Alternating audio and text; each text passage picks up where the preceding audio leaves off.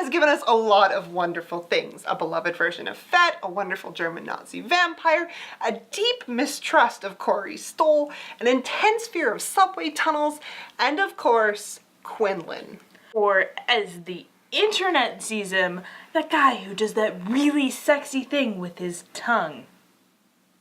But regardless of whether you find his physiological quirks sexy or not, you have to admit that Quinlan steals your focus whenever he's on screen. Just look at him. He has all the superpowers of the Strigoi, but none of the drawbacks. He has all the Strigoi killing badassery that Fett has, but also comes with a millennia of history. Some brilliant mind at Dark Horse decided to capitalize on Quinlan and created a comic for his backstory.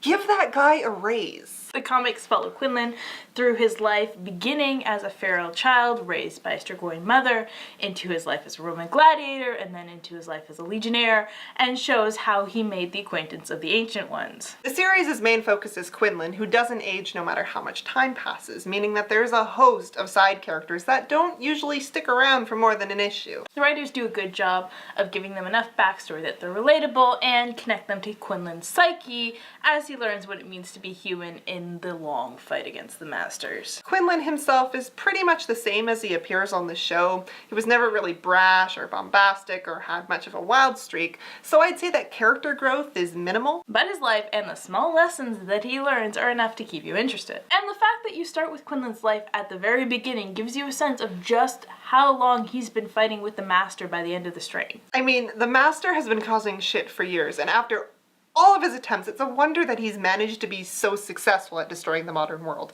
You'd think that the ancient world would have been his perfect stomping grounds. I mean, we have lab equipment, UV lights, men with guns and hazmat suits. How are we losing so badly? I'm hoping that the series settles on an era really soon so that we get a steady set of characters and a strong plot going rather than the episodic series that we have right now. And there are things that we know are going to happen in the future that we're really looking forward to, like meeting Quinlan's wife and son, because they're not totally doomed. So I suggest if you like Quinlan and you've been watching The Strain, go pick up the comics. And at the very least, you get a dose of that sexy half-vampire, and if the story continues on like it is, a decent story thrown into the mix.